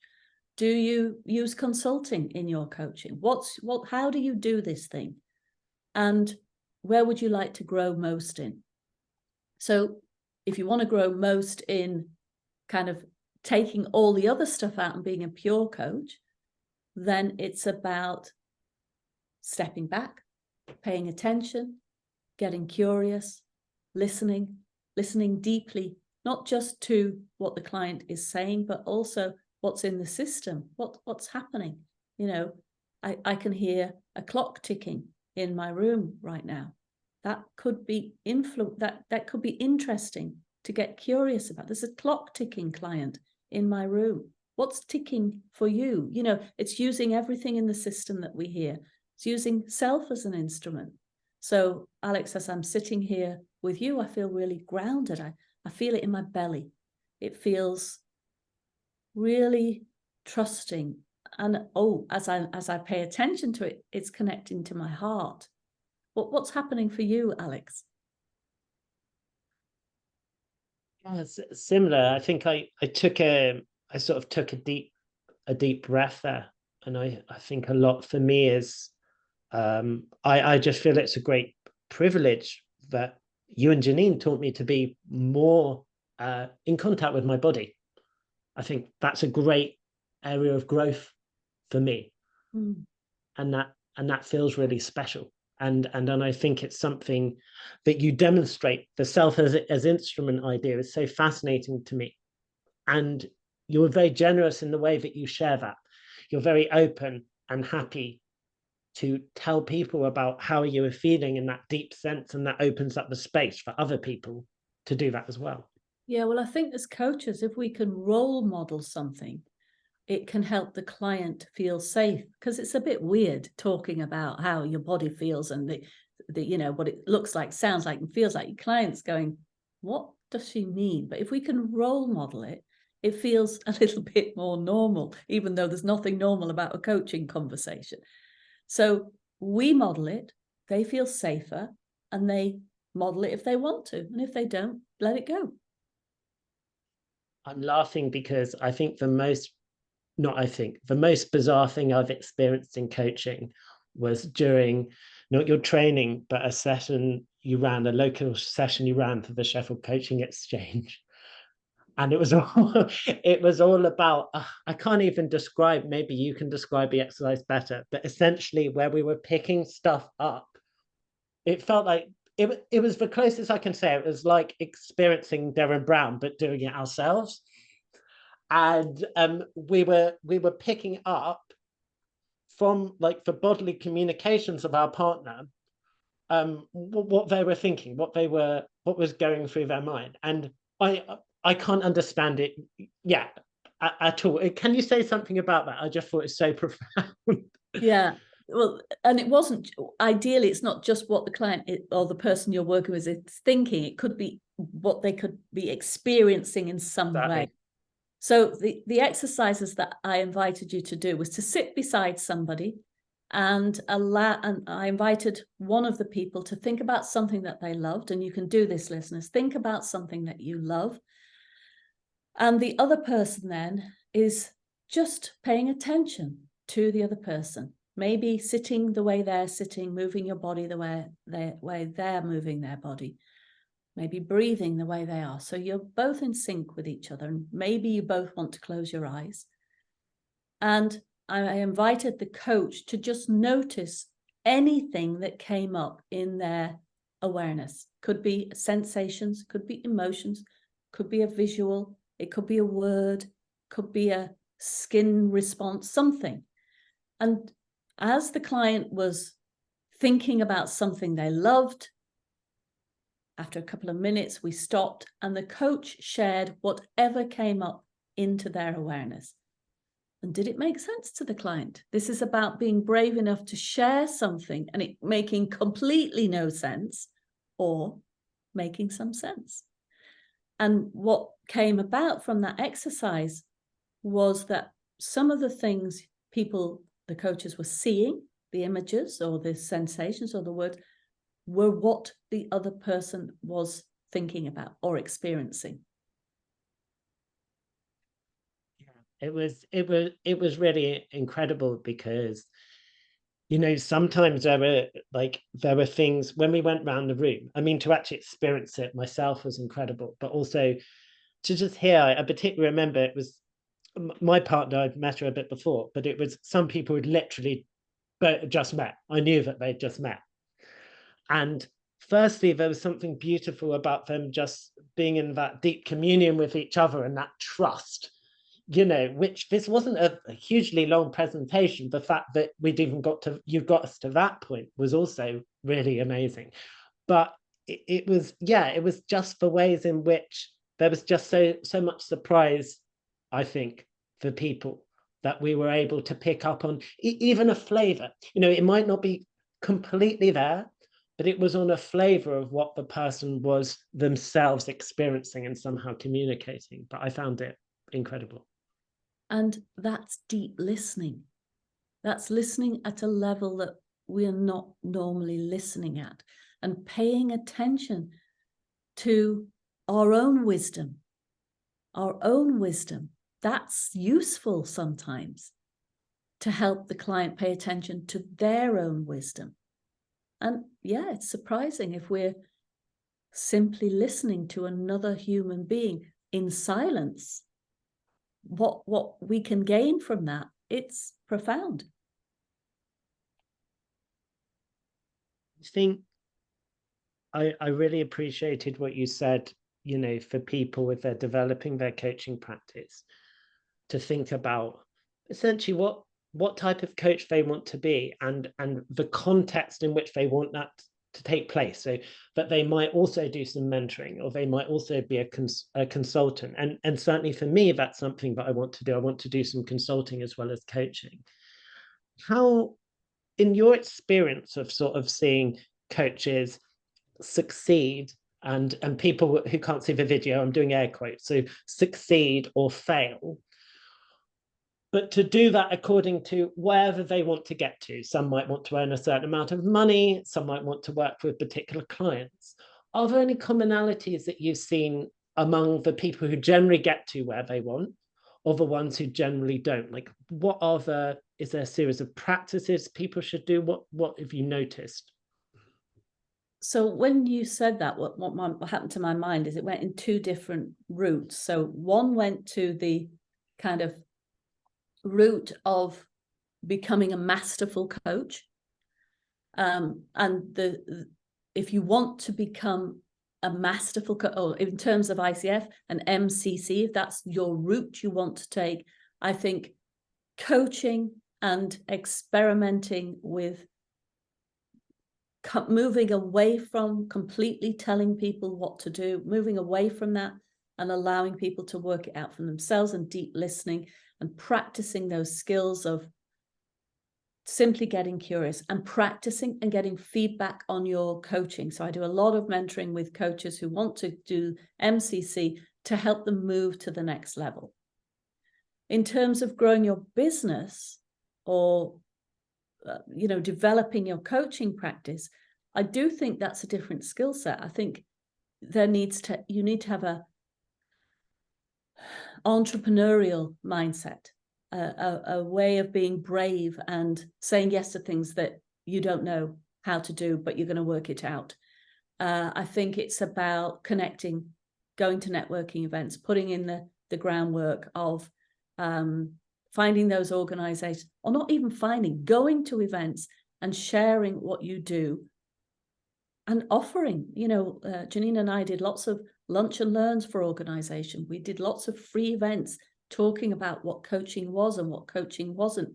We gave people experiences of our work so that they could understand what it is. Because when we started coaching in the Middle East, a lot of people had never experienced coaching or didn't even know what it was. And I still think it's the same here. There's a lot of misconception about what it is. So as a business owner, there's got to be some work that you do to grow that. Maybe partnering with other people, maybe getting a website up, maybe all of those things.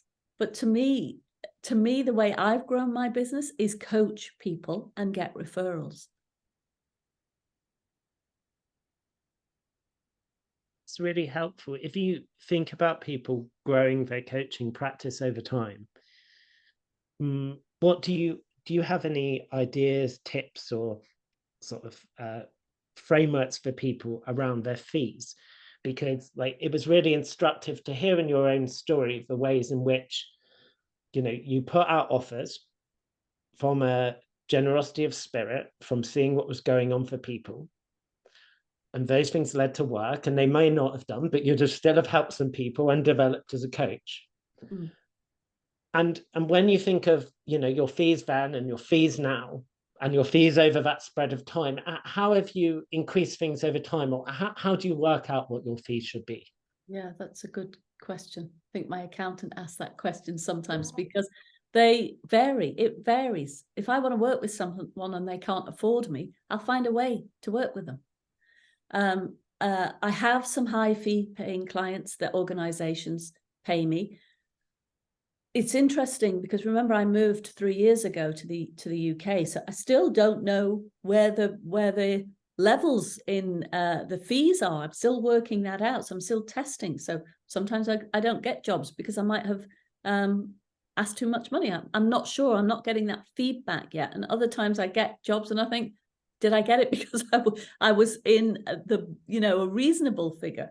So it's finding that out. I mean, the feedback I'm getting from coaches who are working in the industry is that fees in the executive range from about £500 upwards per hour. I don't work on a per hour basis. Mine is a coaching program. I coach a number of sessions over a year period. I think when I trained, one of the front of the room leaders said, charge as much as you can without throwing up. And they meant do that for yourself so that it felt okay for you. So I'm thinking about one of our coaches that came off the training, and she charged quite high. Initially, her figures were quite high and she wasn't getting the clients. So she reduced them. And then she started to getting the clients. And then she could, as she got her referrals, she went back up again. So it's the pricing is a hard one, I think, because I think you've got to know how much you need to put food on the table. If you have that figure in your head, then you can work out, how many clients do I need? And do I do group coaching to make it more affordable for others? Do I do I want to do, I love doing the pro bono work to people who can't get access to coaching. That's really important to me. But if I was a new coach and trying to put food on the table, I might not be able to do that just yet until I get enough clients to pay my bills. So I think it's got to work for you and your standard of life. One of the things as helping professionals that we do is we feel guilty about charging for our time. And I think it's worth thinking this is an investment in somebody else is making an investment in themselves. And if they get it for free, they might not value it as much as if they're investing in themselves. So if you can think about, if that helps the listeners in thinking about how much would I invest in myself? Think about the amount you've spent on your coach training. Gosh, the amount of money I spend on my education is phenomenal. So therefore, if you can think, some of that money's got to come back because I'm sharing or allowing people to use the wisdom of my investment in my education to help them. It's a two-way thing. Does that help, Alex? Am I clear enough? Hugely. Yeah, no, it helps hugely, because I think it really ties together what you were saying about people's coaching philosophy, or the split they want with coaching and consulting and those sorts of things. It's the same what you said about, how much do they need to put food on the table. It's us all taking that step back to say, well, this is what would work for me and why. Or even if we were planning it, this might be what I accept right now, and in 2 or 3 years, this is where I want to get to and why. But to personalize it, and also in my experience, where you start to break things down, they feel a little bit less scary, because you were talking about, group coaching. That's not something I've done. It's something I've experienced as part of Robbie's community.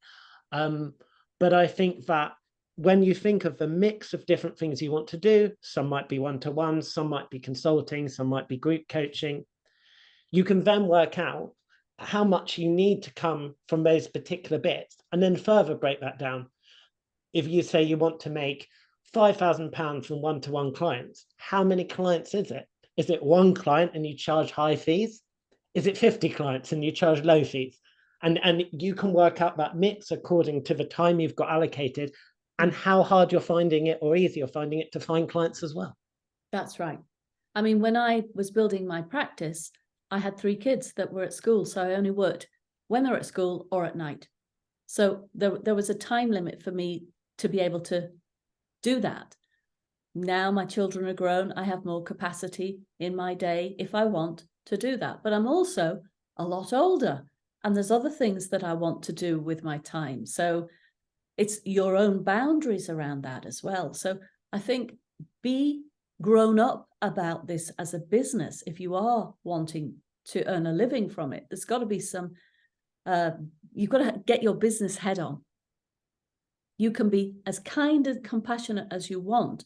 That isn't necessarily going to earn you the money to feed your family. So there's got to be a good balance of both. I remember Marshall Goldsmith saying, lots of coaches said, I want to be just like you. I want to be just like you, Marshall. And he said, do you? Do you want to travel however many days in a year? Do you want to give up your family time away from home?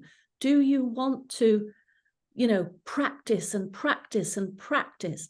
And that's a really important lesson, because do you want what somebody else has? Do you only see the outside shiny part, or do you see the hard work that goes on underneath? And I'm not just talking about building a practice. I'm talking about really honing your skills as a coach. Are you willing to do the work to get there?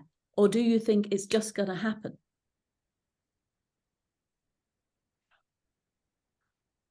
One of the things, the Marshall Goldsmith, that was such a good example, by the way, because it's like, you know, you might think you want that, but do you also want what comes with that? And I think that's such an important thing for us to all remember. But one thing I've kind of, I don't think I've asked you this before, but I'm just curious about what you feel about one of the things that I think is a bit difficult about presenting coaching to people who don't know much about it, is that it's hard to demonstrate the value in as much as, firstly, until somebody experiences coaching, it's hard for them to know in an embodied sense what that's like. But secondly, as you've already explained so in such clever ways, that actually the outcomes are not secured, not with any reflection on an individual coach's skill, but because the work is done by the client. And so ultimately, it's very hard for a coach to promise results that are dependent on the other person. And, you know, this isn't obviously the only profession. If you think of personal trainers, it's very similar as well.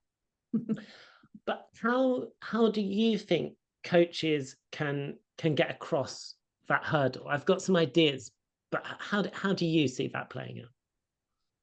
Well, I think transparency is key. So when I'm talking to organizations that might want me to do some executive coaching for their people, in my contracting with them, I'll say, so in my experience, sometimes the client will not do the work. Sometimes the client doesn't buy into this. And if they don't buy into coaching, I'm not going to work with them, obviously. They've got to buy into it to be part of it. Sometimes the coaching experience will show them that they want to leave this role. That's something you need to be aware of. Sometimes the coaching experience will show them that they're in the wrong role and need to move to a different department. Are you willing to think about all the consequences of what coaching may offer, as well as the 3 objectives you want? There are many other things that can happen. So having the confidence to share that and be transparent about that with the client who's hiring you, that's going to be important. What are your thoughts? Really? Yeah, I mean, I think for me, one of the examples, which is your own example, is that you it's not hard to find examples of you coaching. So that might both mean that there are literal demonstrations of you doing coaching online, and you know, you seem to offer those types of things quite regularly, and also testimonials. There's a lot of things which are more about, here's another person who got results with Marie, here's another person who valued what Marie did, and as long as I can see a part of myself in them, I might think that I'm going to get that as well. Plus, it's also possible as coaches to offer, you know, a taster session. There's a variety of things that we can do so that people do have those experiences. So that's it. I think people getting a sense of you without having been coached by you themselves is perhaps part of it. I don't know what you think about that. It's true. So whenever I think about working with a new client, I'll invite them to have another experience with at least 2 other coaches, so that they have an experience with me and they have another experience with those other coaches, and then they can decide which worked best for me in that experience. What did I resonate with? What's allowed the shift to happen most for me? And that's a great way of choosing a coach. So don't just be given a coach. I've just been asked by an organization, they want me to coach somebody. And I said, well, I'm not going to do that unless he's experienced 2 other coaches. And then me first or them next, it doesn't matter. So that he's in charge of choosing, because I might not be the right coach for him. So pushing me on them is not a good idea. That's very helpful. And the final question I wanted to ask you in this section is, really about, you mentioned that you don't charge per hour, you sort of do it on a package basis. Is that right? Could you just say a little bit about that? Because I think that would be useful to listeners. Yeah, sure. So I work with people over sometimes 6, sometimes 9, but generally over a year period. And we do a certain number of hours together. And we start off with 10 to 12 hours. And that begins with first of all, a chemistry session, of course, that they agree to work with me and I agree to work with them.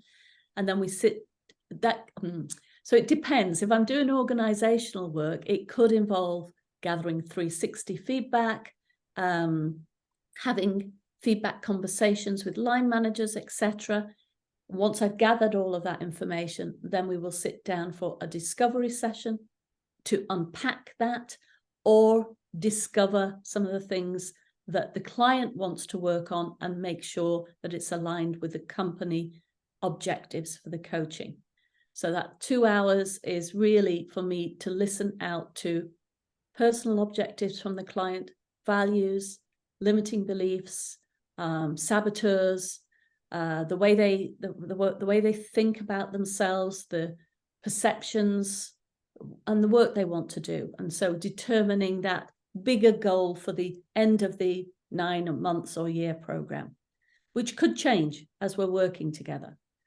And then we move into it's the client's responsibility, knowing that we've got the bigger goal, but it's the client's responsibility to bring the smaller goals to each session that they want to work on.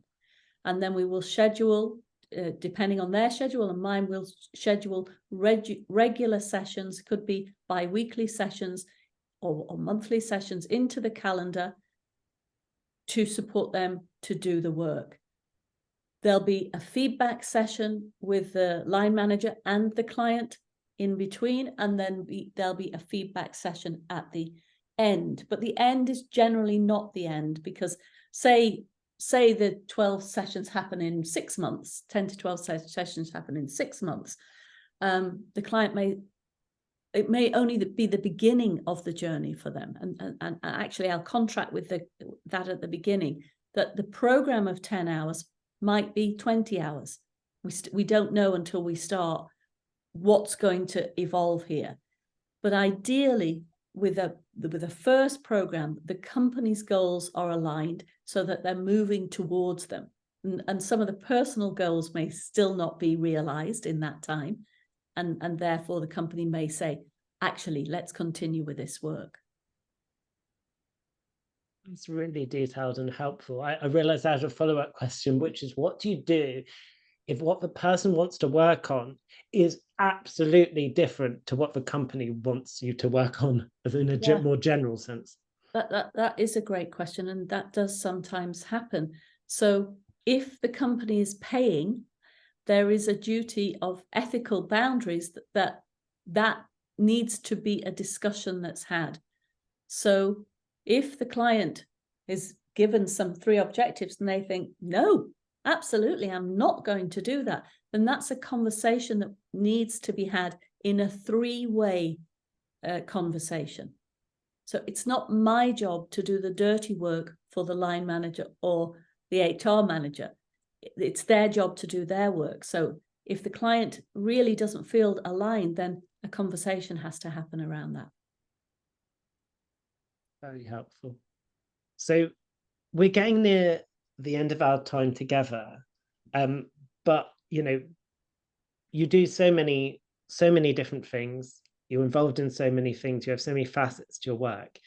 And before we finish, is there anything that you'd like to share with the audience which we haven't touched on so far? Yeah, I would like to share our podcast, and I'm noticing I've got low battery, so I'm just going to plug myself in. Oh, that's not my, where it is, Alex. There it is. So I'd love to talk about our podcast because we're very passionate about the podcast. And I'd like to share how we started the podcast, because some people think things have to be perfect before you start anything. And that's one of the lessons in my life, that, forget about perfection, just go and experiment. There was a wonderful man in Qatar who has his own podcast, Stefan Lindbergh Jones.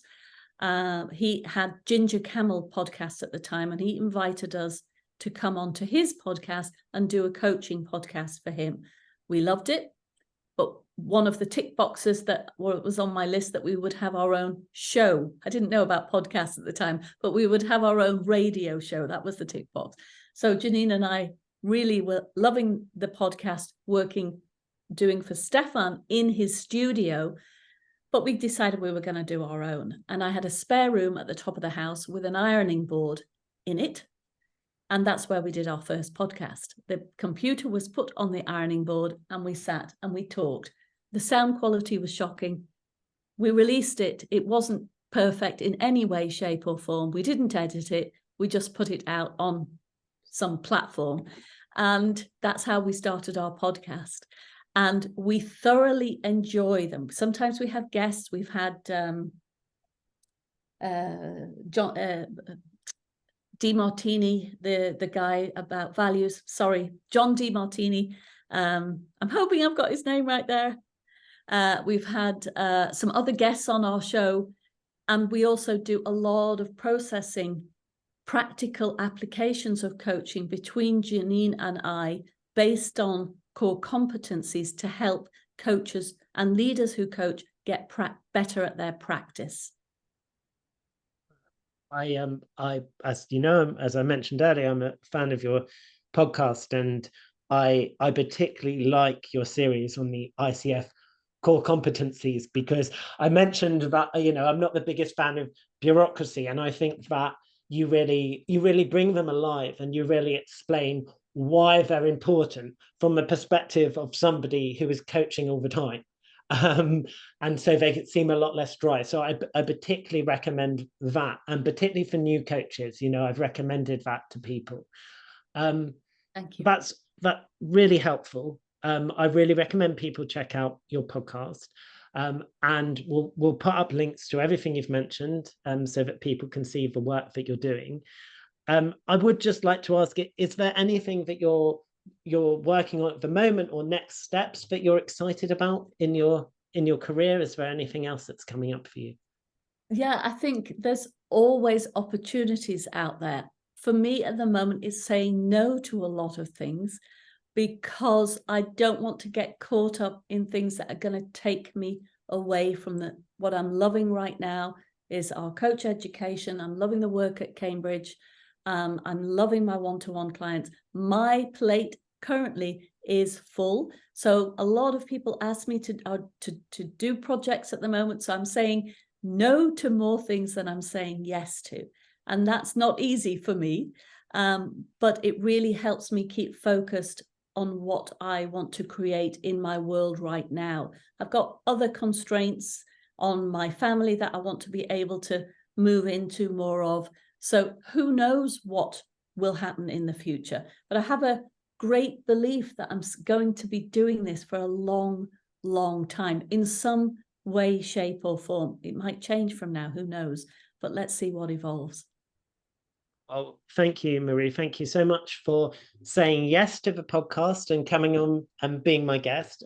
Thank you for all the insights that you've given us, and the honesty and integrity that you've shown up with. I've loved our conversation, and I'm sure that the audience will have got a lot of value from it. Thank you very much. You're welcome, Alex. I really hope the audience gets some learning. Thank you, Marie. Thanks. That's amazing. I'll turn off the recording. Okay. How was it for you? Terrific.